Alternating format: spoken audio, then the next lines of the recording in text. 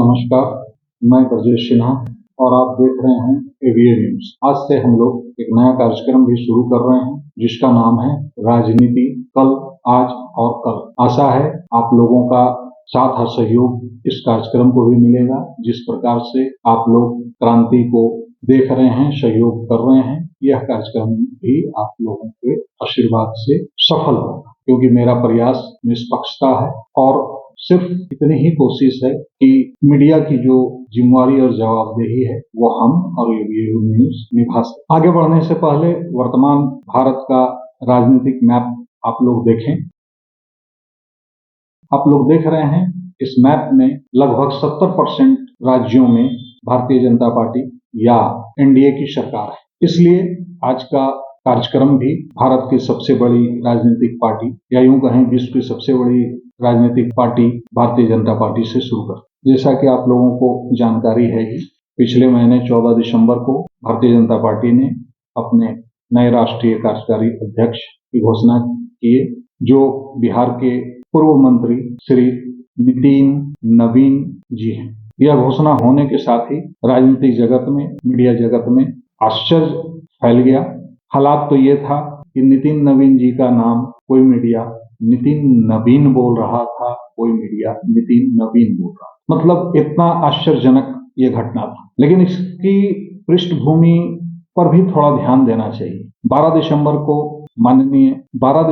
को अंडमान निकोबार द्वीप समूह में एक महत्वपूर्ण कार्यक्रम था और इस कार्यक्रम में आरएसएस प्रमुख और माननीय केंद्रीय गृह मंत्री दोनों उपस्थित थे और लगभग वो कार्यक्रम सुबह से शाम तक चला था। साथ साथ संयुक्त रूप से दोनों अपने अपने भूमिका के अनुरूप वहां पे क्रियाकलाप किए और एकाएक 14 दिसंबर को इनकी घोषणा हुई। अब यह थोड़ा सा गौर करने की बात, और इतनी आनंद फानंद में ये घोषणा हुई कि 14 दिसंबर को भाजपा के राष्ट्रीय महासचिव, जिन्हें इनकी नियुक्ति का पत्र निकालना था, वो उत्तर प्रदेश के कार्यक्रम में थे। यह भी कहा जाता है हिंदू परंपरा के हिसाब से कि 15 या 16 दिसंबर से 15 और 16 जनवरी तक खरमास होता है। इस खरमास में कोई भी शुभ काम नहीं किया जाता है। हो सकता है कि 14 तारीख को ध्यान में रखते हुए आनंद फानंद में किया गया हो, लेकिन ये नियुक्ति बहुत महत्वपूर्ण है। अलग अलग मीडिया, अलग अलग लोग इसका अलग अलग तरीके से विश्लेषण किए। हम उन चीजों को नहीं बोलना चाह रहे हैं। अब इनकी नियुक्ति में सबसे अहम रोल इनका अपना खुद का एज है, जो बताया जा रहा है 45 वर्ष का है। यहाँ गौर करने का बात, इतने युवा को राष्ट्रीय कार्यकारी अध्यक्ष बनाना, मतलब भारतीय जनता पार्टी बहुत लंबा सोच के ही यह निर्णय ली है। जहां तक नवीन जी का सवाल है, वो 5 बार के विधायक भी हैं, राज्य में मंत्री भी रहे हुए हैं और उनकी शुरुआत राजनीति की अखिल भारतीय विद्यार्थी परिषद से शुरू हुआ। उनके पिता भी संघ से जुड़े हुए थे, बल्कि बिहार में संघ का विस्तार में उनका अहम रोल था, अहम भूमिका था। यानी कि कुल मिला जुला के इनकी पृष्ठभूमि संघ परिवार से है और संगठन और सरकार, ये दोनों का इनका लंबा अच्छा खासा अनुभव है। और जो लगातार 5 बार का विधायक हो तो निश्चित रूप से उसका अपना भी जनाधार होता ही, उससे इनकार कोई नहीं कर सकता। अब यह 2029 की तैयारी है या 2034 की, ये आप लोग अपना आकलन करें, तय करें। मेरे हिसाब से यह बहुत दूर तक का सोच के भारतीय जनता पार्टी 2025 से भाजपा में एक परिवर्तन शुरू कर चुकी है। इसी कड़ी में 2 नियुक्ति प्रदेश अध्यक्ष का भी हुआ, जिसमें बिहार के प्रदेश अध्यक्ष के रूप में संजय सरोगी जी को चुना गया। वो भी लगातार 5 बार के विधायक हैं और वो भी अखिल भारतीय विद्यार्थी परिषद संघ से ही उनकी भी राजनीतिक शुरुआत हुई थी। लेकिन उनका एक सबसे खास बात है, जो कि हमें लगता है कि कोई मीडिया उसको दिखाया नहीं।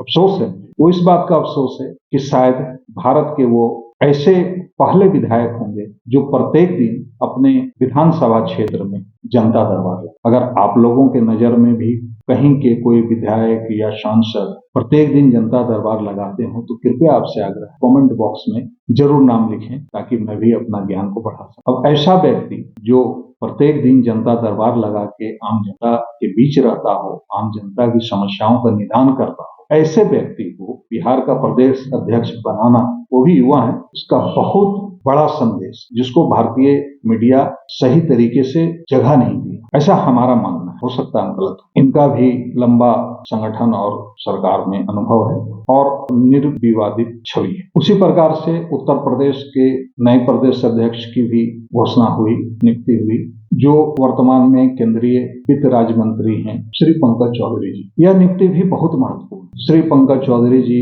वार्ड पार्षद केंद्रीय मंत्री तक पहुंचे, लगातार 7 बार के सांसद हैं, मतलब संगठन और सरकार दोनों का अच्छा खासा अनुभव है। श्री पंकज चौधरी जी पूर्वांचल से आते हैं, पूर्वांचल से ही उत्तर प्रदेश के माननीय मुख्यमंत्री भी हैं, यहाँ तक कि देश के माननीय प्रधानमंत्री जी का भी लोकसभा क्षेत्र पूर्वांचल ही है। ऐसी परिस्थिति में उत्तर प्रदेश में जब अगले साल विधानसभा चुनाव होना है तो ये तीनों पूर्वांचल से हैं। कुछ खास रणनीति भारतीय जनता पार्टी की, इसका अर्थ यह नहीं है कि पश्चिमी उत्तर प्रदेश में ध्यान भाजपा नहीं दे रही होगी। ऐसी सूचना है कि आने वाले समय में उत्तर प्रदेश में मंत्रिमंडल का विस्तार होगा और संभवतः पश्चिमी उत्तर प्रदेश का प्रतिनिधित्व उसमें ज्यादा से ज्यादा। अब ये तीनों नियुक्ति अपने आप में बहुत महत्वपूर्ण है। ऐसे नेता जो युवा भी हैं, संगठन में लगातार काम किए हुए हैं, जिनका अपना निजी जनाधार भी है, सरकार का भी अच्छा खासा अनुभव है, ऐसे लोगों को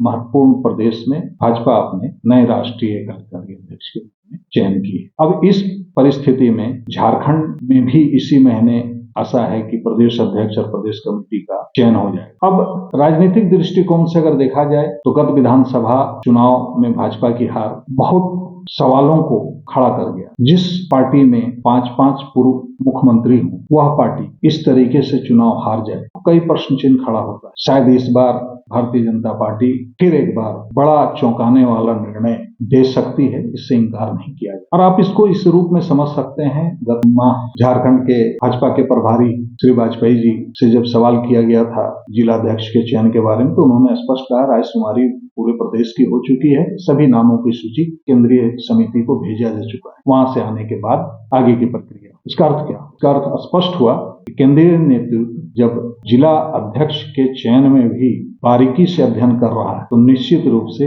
इस बार का प्रदेश अध्यक्ष और प्रदेश कमेटी बहुत नया होने जा और संभवतः युवाओं का पलड़ा जिला अध्यक्ष से लेके प्रदेश कमेटी तक भारी पड़ने जा, क्योंकि भारतीय जनता पार्टी अपने संगठन और संगठन विस्तार के लिए जानी जाती है। संगठन में छोटी सी छोटी कमियों को भी नजरअंदाज नहीं करती है, सख्त अनुशासन है। ऐसी परिस्थिति में इस बार चर्चित नामों से हटके नए प्रदेश अध्यक्ष को भी देखने के लिए आपको तैयार रहना चाहिए। ऐसे पदाधिकारियों का भी संभव नाम हट सकता है जो वर्षों से प्रदेश पदाधिकारी के रूप में अपना योगदान देते आए हैं। हमारे पास जो भी एनालिसिस है उसके हिसाब से इस बार बड़ा परिवर्तन झारखंड में भारतीय जनता पार्टी करने जा रही है, यह निश्चय है। आगे पुनः नए सिरे से नई चीजों को लेके आएंगे।